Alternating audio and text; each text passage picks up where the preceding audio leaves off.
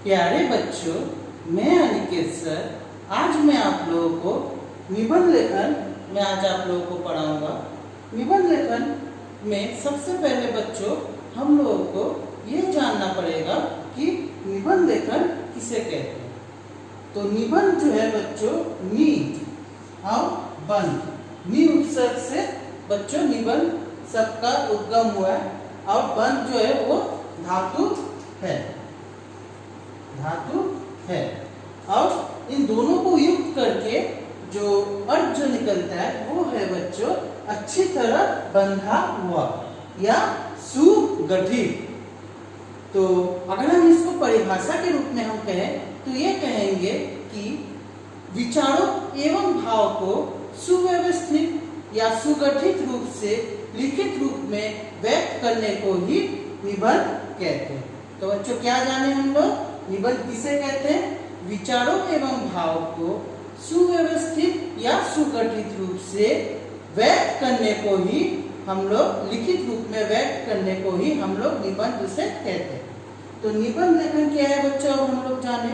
अब निबंध लेखन में कुछ महत्वपूर्ण बिंदुओं की ओर हमें ध्यान रखना पड़ेगा। पहला बिंदु है बच्चों विषयों की अच्छी समझ, अर्थात कुछ भी आप लोगों को विषय दिया जाए परीक्षा में, वो विषय जो आपको स्पष्ट होना चाहिए, उसकी अच्छी समझ होनी चाहिए, तभी आप सही प्रकार से निबंध लिख पाएंगे। अगर आपको उस विषय का अच्छा ज्ञान हो तो। अगला बोला है कि सरल, स्पष्ट व सहज भाषा का प्रयोग कीजिएगा।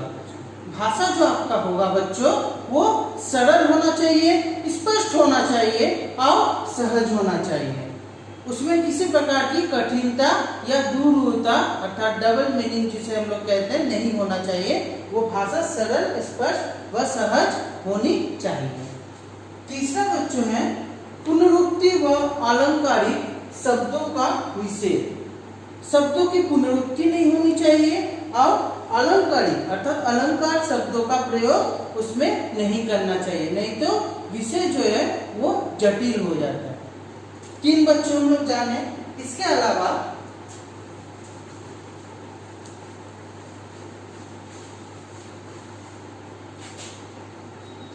चौथा जो है सरल व स्पष्ट वाक्यों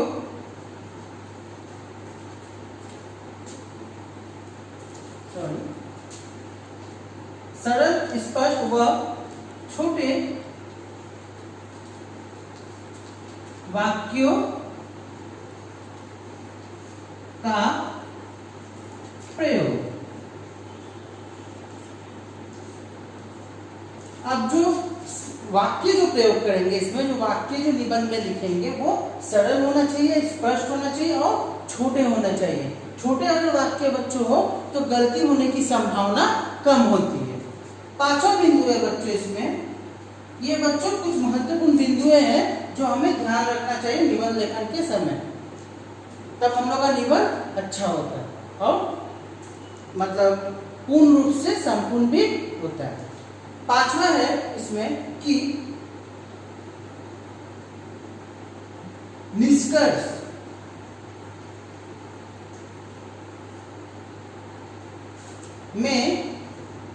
निष्कर्ष में पूर्ण सारांश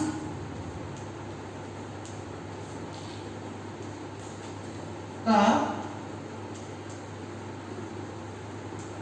समावेश। निष्कर्ष जो आप लोग लिखिएगा उसमें बच्चों पूर्ण रूप से सारांश जो है, पूरे निबंध का जो आप लोग लिख रहे हैं, पूरे निबंध का जो सारांश निकल रहा है उस निबंध का पूर्ण रूप से सारांश का समावेश निष्कर्ष में होना चाहिए। तो ये बच्चों मुख्य रूप से कुछ महत्वपूर्ण बिंदु है जिसे हम लोग निबंध लेखन के समय हमें ध्यान रखना चाहिए। अगला जो चीज हम लोग को ध्यान रखना है बच्चों निबंध लेखन में वो इस प्रकार है, गौर करेंगे बच्चों।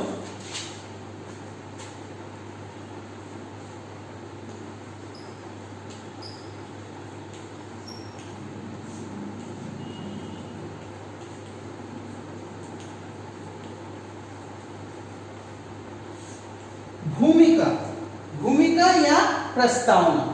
ये बच्चों निबंध लेखन में हमें सबसे पहले भूमिका या प्रस्तावना जो भी कहे, इंट्रोडक्शन जिसे हम लोग इंग्लिश में कहेंगे, वो रखना चाहिए। ठीक है बच्चों। अच्छा, निबंध लेखन को बच्चों हम लोग को ये भी पता है, निबंध लेखन को सामान्य रूप से अंग्रेजी में ऐसे राइटिंग कहा जाता है। निबंध लेखन को अंग्रेजी में ऐसे कहा जाता है। तो पहला जो है बच्चों इसमें भूमिका या प्रस्तावना। भूमिका में इंट्रोडक्शन कहेंगे। इंट्रोडक्शन जो बच्चों आप लोग विषय के अनुकूल लिखिएगा, जो विषय आप लोग लिखेंगे परीक्षा में, वो विषय जो है बच्चों वो आप लोग ज्यादा बड़ा नहीं लिखिएगा। विषय के अनुकूल 3 से 4 लाइन में आप लोग 3 से 4 वाक्य में कंप्लीट कीजिएगा। 3 से 4 लाइन होने से इसमें होगा। जस्ट इंट्रोडक्शन लिखना है, जो भी बच्चों आप लोगों का विषय रहेगा उसके अनुकूल। मैं आप लोगों को समझा दूंगा एक उदाहरण देकर विषय के अनुसार कैसे लिखा जाता है। दूसरा है बच्चों विषय वस्तु। विषय वस्तु का वर्णन, ये भी बच्चों काफी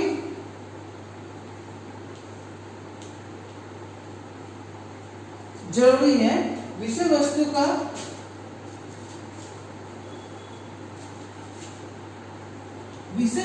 का वर्णन जो है ये भी बच्चों हम लोगों को देखना पड़ेगा। इसमें भी हम लोग इसको भी हम लोगों को समावेश करना पड़ेगा। पहला तो बच्चों हम लोग को मिला भूमिका। भूमिका हम लोग निबंध लेखन में पहला किसी भी कोई भी विषय हो, पहला हम लोग उसमें लिखेंगे भूमिका। दूसरा जो बिंदु को हम लोग को ध्यान रखना पड़ेगा, अर्थात पैरा चेंज करना पड़ेगा आपको, वो होगा विषय वस्तु का वर्णन। अर्थात जो भी विषय दिया जाएगा उस विषय के अनुसार आपको विषय वस्तु जो है वो आप लोगों को लिखना पड़ेगा। अर्थात विषय के अनुसार आपको उसको एक्सप्लेन या व्याख्या करना पड़ेगा। वो होता है सेकंड पार्ट, वो होगा विषय वस्तु का वर्णन में। तीसरा जो होगा वो होगा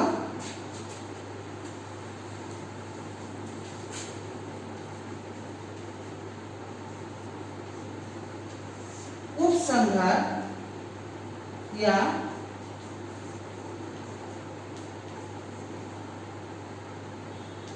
निष्कर्ष,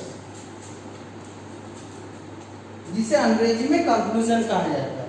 तो उपसंहार या निष्कर्ष जो है बच्चों, ये आप लोगों का थर्ड एंड फाइनल बिंदु है।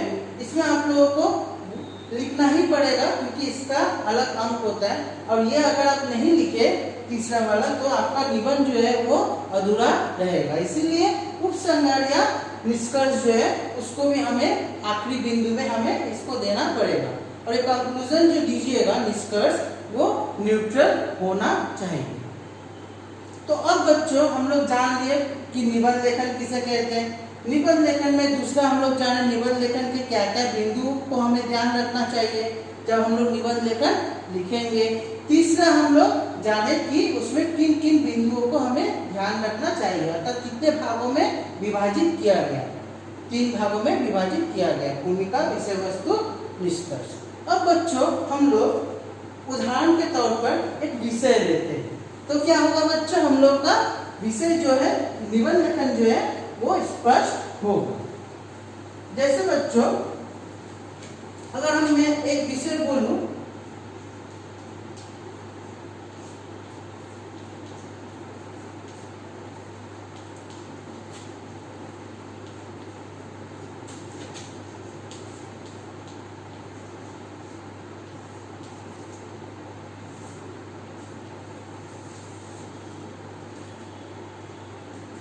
बाल श्रम या बाल मजदूरी।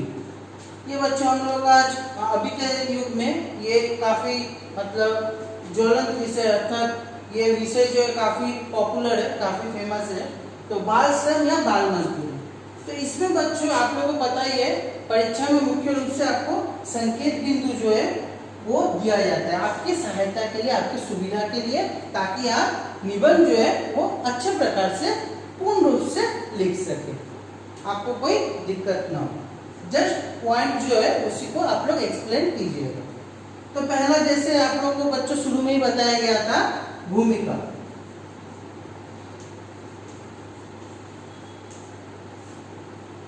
पहले मैं आप लोगों को बिंदु बता दे रहा हूँ, संकेत बिंदु क्या क्या है, उसके बाद मैं आप लोगों को बता रहा हूँ लिखना क्या पड़ता है।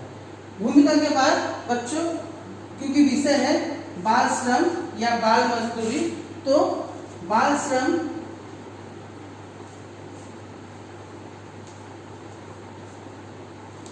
के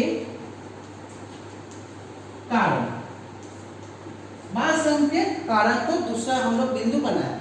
पहला दिए हम लोग भूमिका, इसमें निबंध लेखन में बाल श्रम या बाल मजदूरी का जो विषय जो है, इसका पहला बिंदु दिए भूमिका, दूसरा है बाल श्रम के कारण, तीसरा है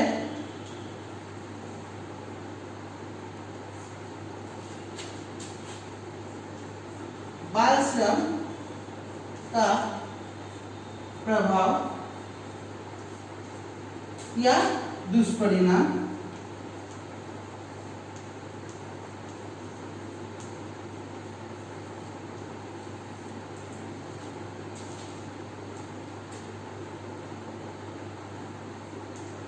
दुष्परिणाम।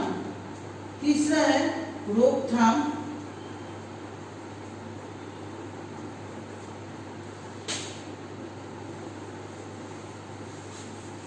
रोकथाम के उपाय, और आखिरी है, आखिरी मैंने रखा निष्कर्ष।